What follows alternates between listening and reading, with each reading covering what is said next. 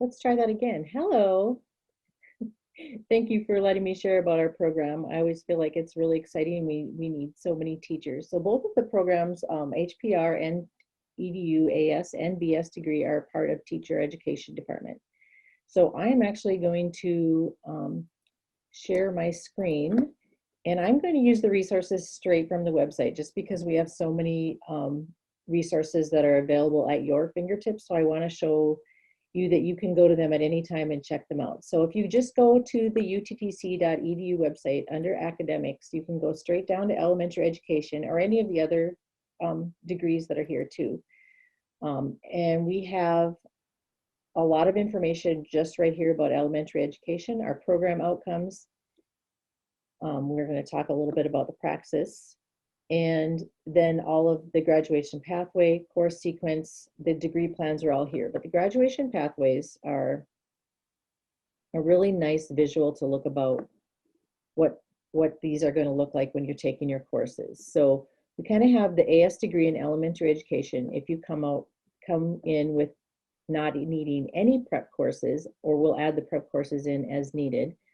But this is kind of how it starts out with the education, a lot of the general studies, a lot of the general education courses that have already been talked about. And then we always, like Mark said too, we try to add in a degree, a course in elementary education right away, so that you really get that feel right away if it's a fit for you. So the courses that are specific to elementary education are in the maroon. They're specific to that program.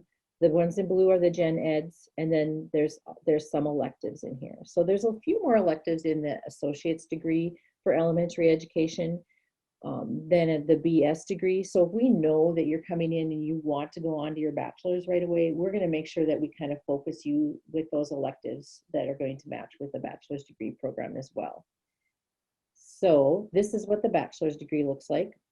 It's really laid out for 4.5 years without any prep courses. So it could very likely even take 5 years depending on how the courses fall. Some of our courses are only offered once a year. Almost all of the education courses are either offered once a year, and some are offered only every other year. So we have to really make sure we're kind of in this sync of year 1, year 2, that you're ready to take these. The biggest difference from elementary in education from the general studies is that you take English 110 and English 120 qualifies, but you could also take English 290, and that's will replace the English 120. So that's the only difference, that if we kind of focus on the things that you need to know about English for the elementary classroom in that second requirement for English 2. So again, all of the courses that are laid out here are education courses here, and then the blue ones are gen eds, and then electives. So we're trying to get a few more electives in the humanities area, but not quite there yet. And like Mark talked about in criminal justice, whatever degree plan you start on is the degree plan that you graduate with. So as those change, so do, I'm going to take us back to, so do some of the requirements. So we, as the changes are needed in the field, then we try to change up some of them to make sure that we're staying progressive with what's happening in the rest of education. So both of the degree plans are on here. If you want to keep track yourself, the AS degree plan and the BS degree plan. You can see there's a lot more courses in the bachelor's. We used to have students graduate with the associates first and then move on to the bachelor's, but if you come in with enough courses now, you can actually start in your bachelor's, and that usually works out better for a lot of students that already have a bachelor's degree or associate's degree for their funding reasons. So they're also laid out all here. So if you want to see what EDU 290 actually is, then you will see EDU 290 is multicultural ed. It's 3 credits, and the total credits in here. So sometimes the graduation pathway is a nice visual to look at, but this has all of them written out in exactly what courses they are. And then let's say, for example, you want to say, okay, EDU 290 is multicultural education, but what exactly does that mean? We have a website that is specific to teacher education. And if you really wanted to look at any of the courses individually, all of our course syllabi are on here, and they're updated all the time as soon as the course is taught again. So if you wanted to see what EDU 290 was, you can go straight to that syllabus and download that and review it over. I'm trying to check to see, it's going to be down here in our courses. So here's EDU 290. You can go and download that syllabus right there. So we also have, let me go back to our main page. So the resources that are on here, there's the North Dakota licensure, student teaching, it talks about all of these things, but if you go down here, there's three kind of big areas that we go to. One is the Praxis Series, and this is, so if you're in education, you do need to pass the core Praxis before you move into any of the methods courses. So you'll need to pass the writing core Praxis test, and this is a 2-hour test. You have to, the pass score is 156. The cut score, that means you can't score any lower than 149.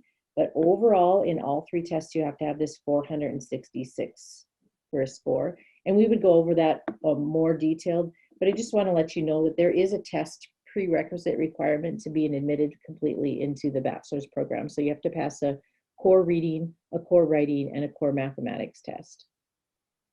I'm going to take you back to that main page, and we're going to go into the admissions. And this website is just TED, like teacher education at uttc.edu. It's linked on our main page as well. But here it takes you, there's a little flow chart. It takes you into moving into the bachelor's program. You have to have a 2.75 GPA, and you need to have passed a criminal background check as well, because you wouldn't, we want you to pass that right at the beginning, because if you wouldn't pass it here, it doesn't pay to continue in your education courses, because you're not going to be able to get a teacher license. And there's more information about the background check here. There's also more information about the Praxis exams. So we also do dispositions, and these are just based on the qualities that a teacher must have: honesty, responsibility, all of those kinds of things. So every semester, there are disposition forms that are filled out, sent out to faculty and to cooperating teachers, so to get a disposition form. So we have to maintain a level there too. So if you're below that level on the dispositions, then we need to, we'll visit with you, we'll do whatever we can to make sure that you're successful, but just so that you're aware that that's out there. Then you can apply to the bachelor's program. Again, here's those core assessments. And then once you get into the core education programs, you need to have a 2.0 overall disposition score. You need to have all of your coursework in education has to be a B. So anything above the 200 level with education has to be a B or higher for your scoring. And then eventually get to the place where we are supplying those, submitting those student teaching applications. And then you do your student teaching, and then you do the next round of Praxis tests, which there's a Praxis 2 test that we have to graduate with when you're ready for graduation before you get your license.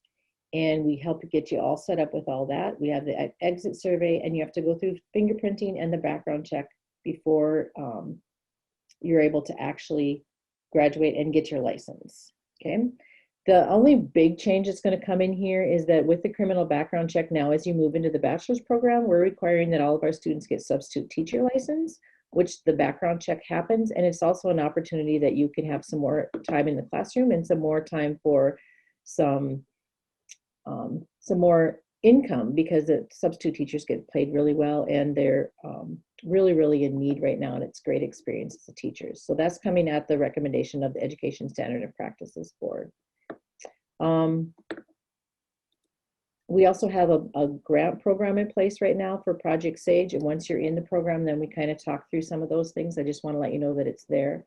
All the information about teacher education is right here on this website, or on the original website for teacher education at uttc.edu. And this is my information right here on this site. I'm happy to visit with anybody that has additional questions, or obviously I'll stay on right now, but we need teachers really, really badly across the nation. We need teachers that in rural areas especially, and we really need more Native American teachers. There's really a low representation of Native American elementary education teachers. So the more teachers that we have out there, the better. So we do our best to prepare you so you're ready to hit the floor running and be that great teacher that we need you all to be. So let me just move on a little bit to the HPR degree. So also under the teacher education umbrella. So if you get your HPR degree, we've done some things like with working in life centers, places, wellness areas. We've talked a little bit about coaching. A lot of students that go into wanting to get their HPR degree, wanting to do some coaching, maybe moving on to a PE degree after getting your HPR degree. There are some schools that have a 4-year HPR degree. We're also talking about getting some personal training licensure along with this program. So lots of those options that are out there for the HPR degree. It also has a graduation pathway, and the program outcomes are right on the website as well. So this is what it would look like. You have, again, have an HPR class as soon as you get started. And the first one is HPR 200 Introduction to Coaching. Then you move on to where you have the nutrition and another HPR course. And then HPR 297 is our internship. So where you would actually get some experience in the field with health and physical education, recreation activities, again, the gen eds and the electives. There is a 4-credit science here as well. So I think that's kind of a brief overview of all of that. And if anybody has any questions, I would be happy to be here to help out.